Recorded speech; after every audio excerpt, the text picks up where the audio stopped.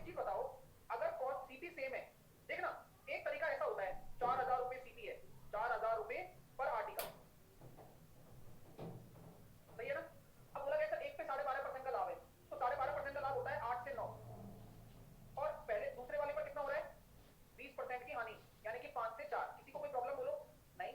जैसा कि प्रश्न बोल रहा है कि सीपी सेम है, तो क्या यहाँ सीपी सेम दिख रहा है आपको, नहीं दिख रहा। तो सेम नहीं दिख रहा तो क्या करोगे, करूंगा यहाँ 5 का गुना करूंगा, और नीचे वाले रेशो में किसका गुना करूं, 8 का, तभी बराबर होगा। यस, तो कभी भी अगर आपको फुल प्रॉफिट या फुल लॉस देखना हो तो टोटल सीपी कितना आ रहा है 80, टोटल एसपी कितना आ रहा है 45 और 32 77, तो कितने का लॉस हो गया 3 का, किसके रेस्पेक्ट में हो गया 80 के रेस्पेक्ट में इनटू 100, तो आ गया ना 3.75। ठीक है, ठीक है, चीजें क्लियर है, समझ में आ रही है बात। ओके, अरे गुल्लू यार शांत रह ले यार, थोड़ा सा ब्लॉक कर दूंगा क्लास में से।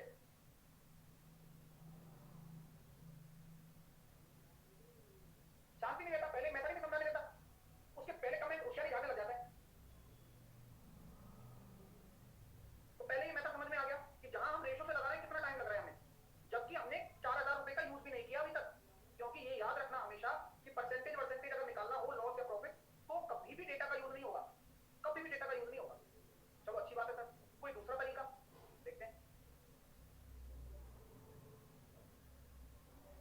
यहां तक पहला तरीका क्लियर है, थोड़ा सा क्लियर है। अब आपसे बोला जा रहा है कि सर सीपी सेम है, तो सीपी सेम है तो क्या मैं कह सकता हूं कि पहला आर्टिकल भी एक अनुपात में आया, दूसरा आर्टिकल भी एक अनुपात में आया, क्योंकि 4,000 के है ना, तो 4,000 4,000 एक अनुपात है।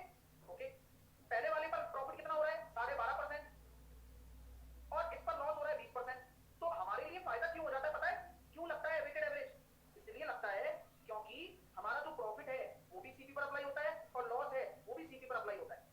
तो ये 12.5 हो गया, 12.5 एकम 12.5, 20 माइनस 20 30, और एक और एक 2, यानी कि यहां से कितना निकल कर आया सर 7.5/2, यानी कि 3.75 इन टर्म्स माइनस में, यानी कि लॉस हो गया। कोई दिक्कत। और ये कौन सा लॉजिक है, ये वेटेड एवरेज है। सर ये हमेशा एप्लीकेबल होगा, हाँ, जब अगर सीपी सेम है तो हमेशा होगा, हमेशा। क्या करा मैंने, इसको इससे गुणा किया, इसको इससे गुणा किया, और दोनों को जोड़कर डिवाइड कर दिया। सर माइनस क्यों आया, क्योंकि ये लॉस वाला था इसलिए आया। क्लियर है भाई।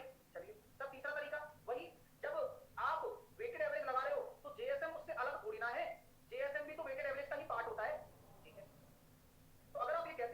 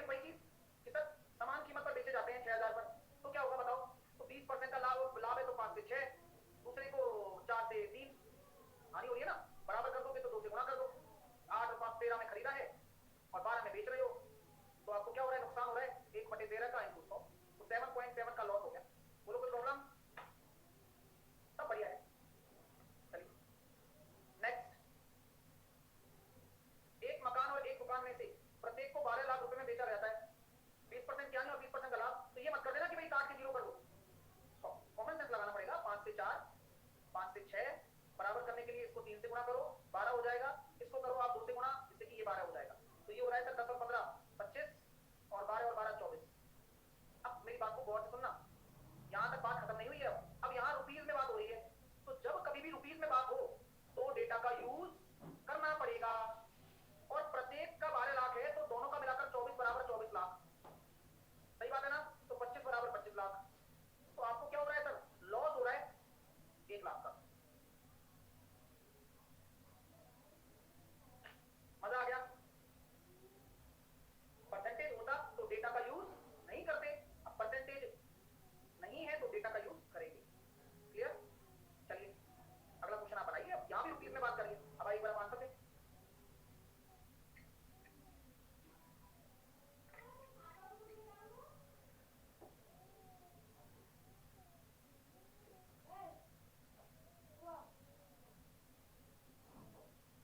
देखिए एक विक्रेता सर ऐसा करता है 12% का लाभ है तो 100 से 112, 12% की हानि है तो 100 से कितना 88।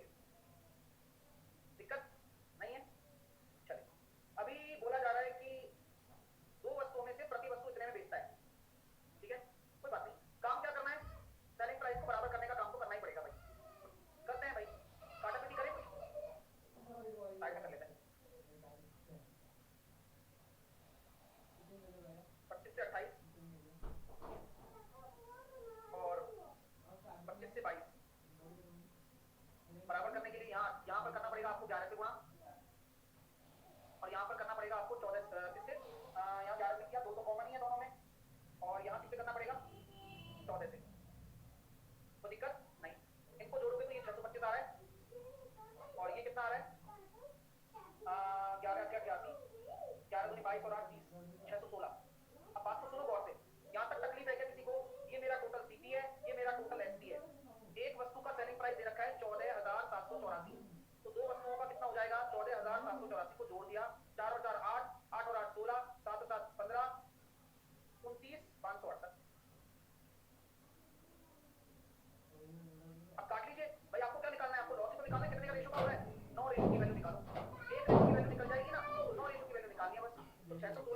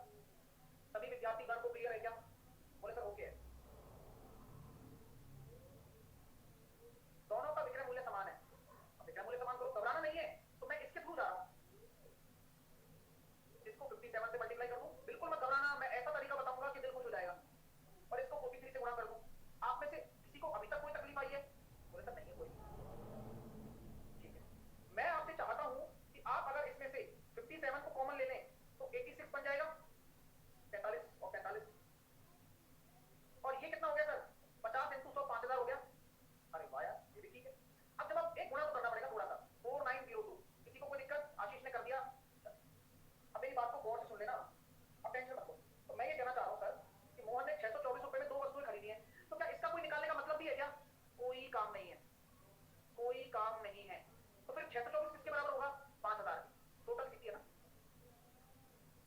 एक रेशो बराबर कितना हो जाएगा? 624 624 10,000 बटे 2 1248 कितनी छोड़कर 4 छोड़कर।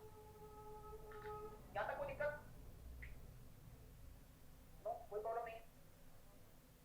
डिफरेंस कितना आ रहा है आपको? यही तो बोला गया है कि दोनों लागत मूल्य में डिफरेंस बता दो। तो देखो 50 कॉमन ले लोगे तो 57 में से 43 गए तो कितने बचेंगे? 14 इंटू 50 14 इंटू 50 700 का गुणा कर दो, 7 का गुणा कर दो। अब देखो क्या आंसर आता है। 7 और 56 केवल यूनिट डिजिट से आंसर आ गया। मजा आया नहीं आया बताओ? तब 2 से मल्टीप्लाई क्यों किया तब बताऊंगा एक एक चीज। यहाँ एक बच्चा पूछ रहा है 2 से मल्टीप्लाई क्यों किया, आपकी क्या राय है इसके लिए?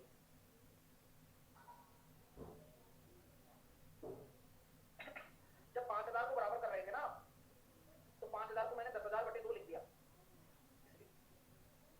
भाई आपके पास 5000 था तो मैं इसको 10,000 बटे 2 लिख सकता हूँ ना। फायदा हो गया ना मेरा? नहीं हुआ? ये बताओ, कैलकुलेशन के लिए बता रहा हूँ। तो बस पॉइंट 1248 आया। और आपको क्या निकालना है? दोनों लागत मूल्य का अंतर। तो डिफरेंस कितना आ रहा है? अगर 50 को कॉमन ले रहे हो तो 14 इंटू 50। बस बहुत ही आसान कैलकुलेशन मैंने बताई है आपको, बहुत आसान कैलकुलेशन। आप दोबारा से फील करो ना, आप आंसर निकालो। चलो आप लोग 57 इंटू 50 में से 43 इंटू 50 घटाओ। क्या कॉमन लोगे आप? इनमें से कॉमन ले लोगे आप 50, तो 57 में से 43 जाएंगे तो 14 ही तो बचेंगे। तो मैं यही तो निकाल रहा हूँ। कैलकुलेशन देखो, आप पूरा भाग नहीं करना है आपको दिमाग लगाना है अपना।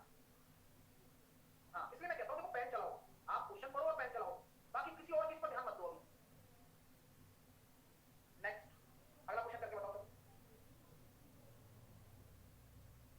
अब दोनों का सीपी दे दिया, भेड़ को 20%, बकरी को 10% और दोनों को एक ही कीमत पर बेचा, यानी कि विक्रय मूल्य बराबर है। तो 70,000 कितने का था?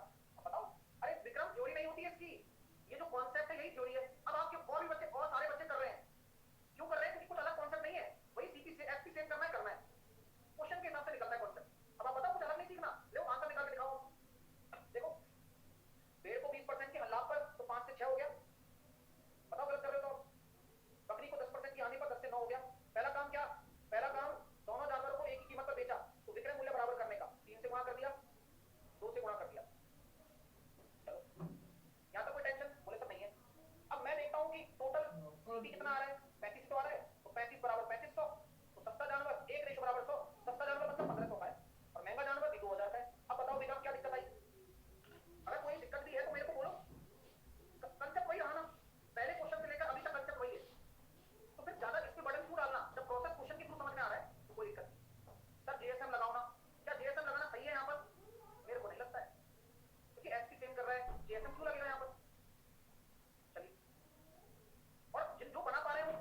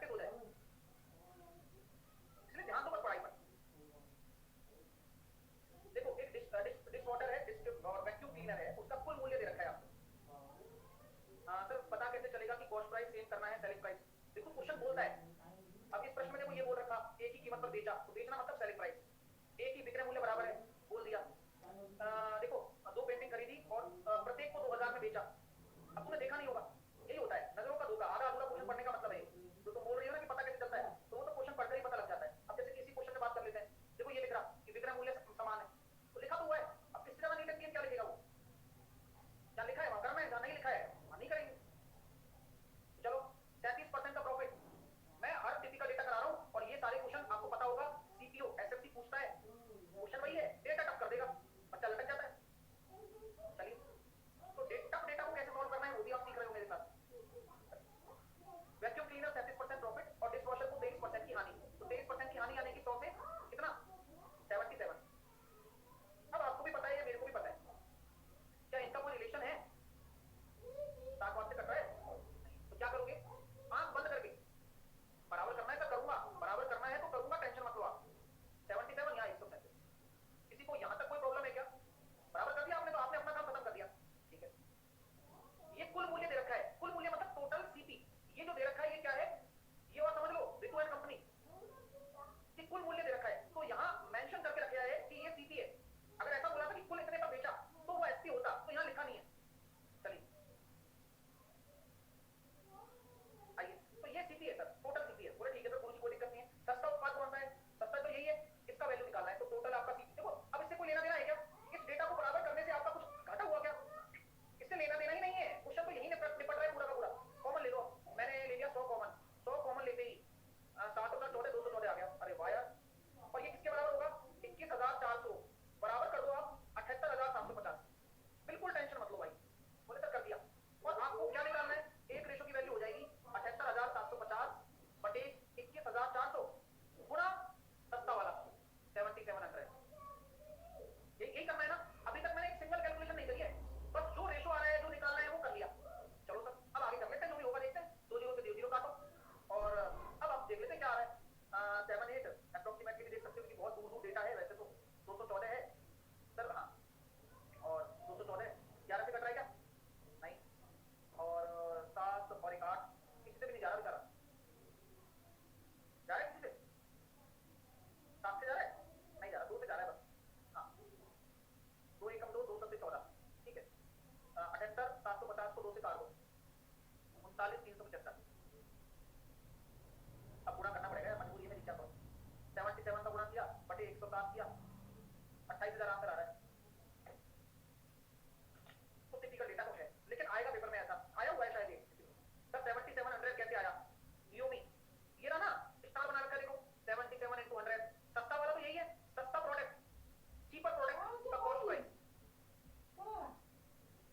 सर 10 नंबर में सीपी डबल क्यों नहीं, सर 10 नंबर में सीपी डबल क्यों नहीं, 10 नंबर में सीपी डबल क्यों नहीं, कहाँ है सीपी,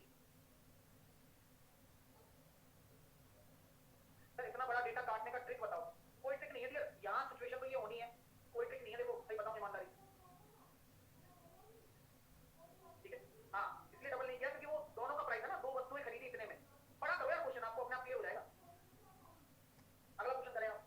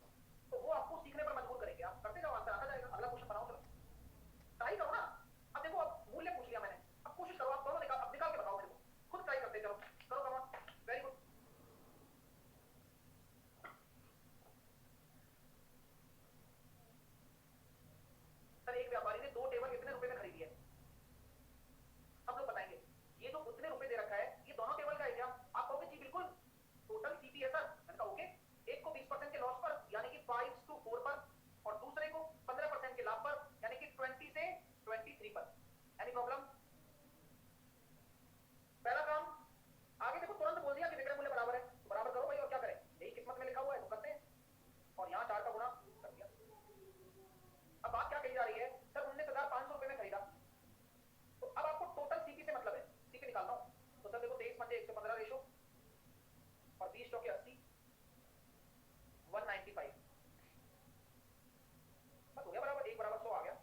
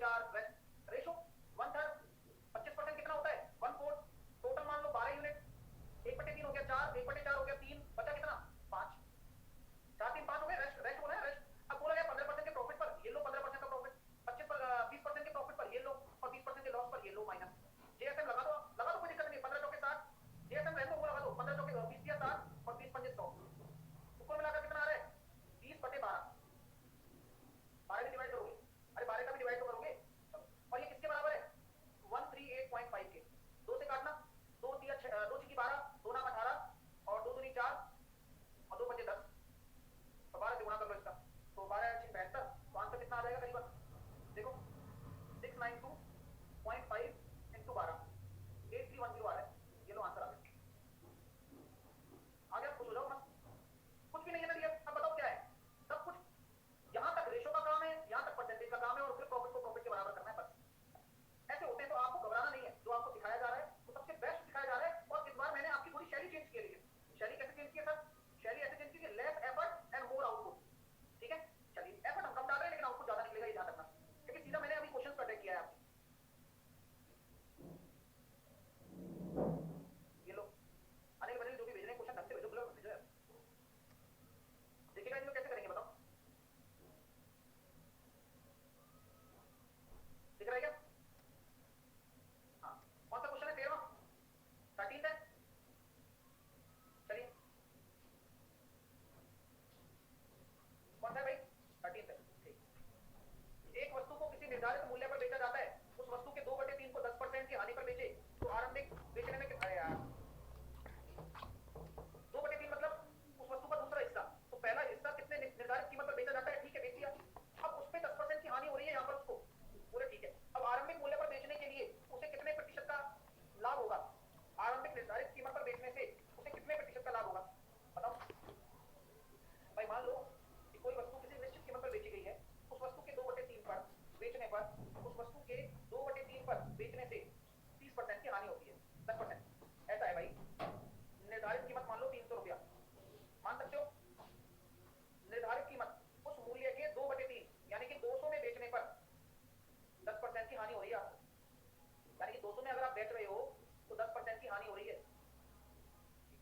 तो आपको ऐसा कहना चाहूंगा कि आप उसको 900 ही मान लो यार सर ऐसा क्यों कर रहे हो आप मर्जी आ रही है या 180 मान लो यार ऐसा कुछ मानो जो कट जाए 9 से समझ लो मेरी बात आप समझ गए ना ऐसा कुछ मानो जो 9 से कट जाए 180 माना 9 से कट जाएगा ये और 2/3 पे बेचने पर 2/3 कितना हो जाएगा नहीं 9 से नहीं कटेगा एक और मानो 554 मान लो आप सब कुछ बढ़िया हो जाएगा 540 मानो बढ़िया रहेगा घर वाली बात बता रहा हूँ या 270 मान लो सर कैसे मान रहे हैं सब अपन ये ऐसे मान रहे हैं जिससे कि 9 से कट जाए आसान बना रहे हैं हम ठीक है और इसका 2/3 क्या होगा बताओ इस निर्धारित कीमत का 2/3 क्या हो जाएगा 180 अब फायदा हो गया ना देखो अपना सर इससे क्या होगा आपका 10% की हानि हो रही है ना तो सीपी निकल जाएगा तुरंत तो सीपी निकल गया 200 वाओ ये सीपी आ गया तो आरंभिक निर्धारित मूल्य पर बेचने से लाभ बताओ यानी कि अगर 270 में बेचोगे तो लाभ कितना हो रहा है अरे वाह तो सीपी आना जरूरी था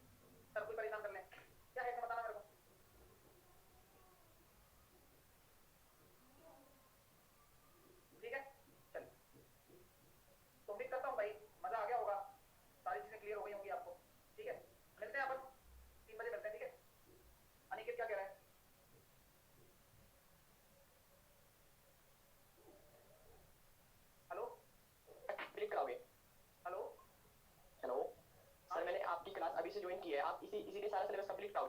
पूरा सिलेबस, और इससे पहले भी एक कोर्स हो चुका है जिसमें मैंने नंबर सिस्टम मैंने उसमें सिंप्लीफिकेशन वाला पार्ट पढ़ाया है, तो वो भी आप कवर कर लेना, ठीक है? ठीक है सर, धन्यवाद।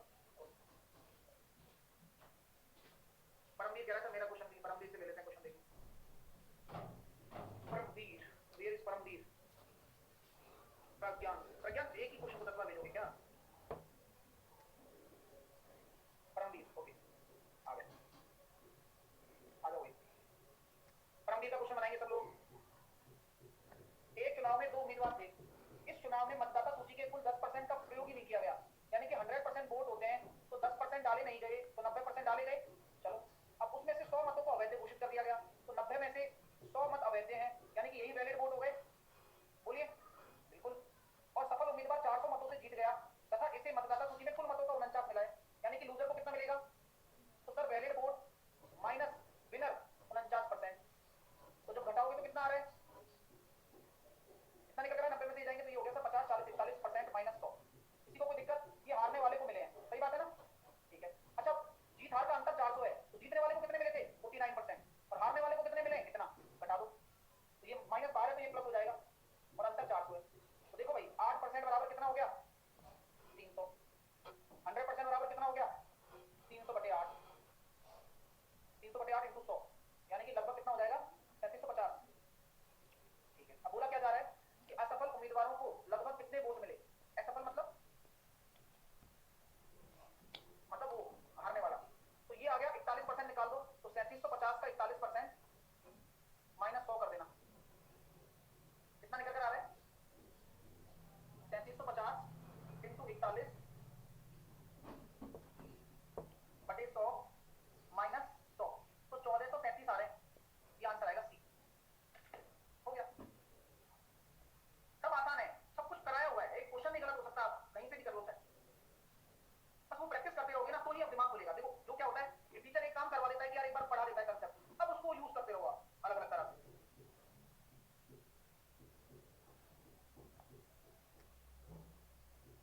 प्रज्ञान कौन सा क्वेश्चन है भाई आपका?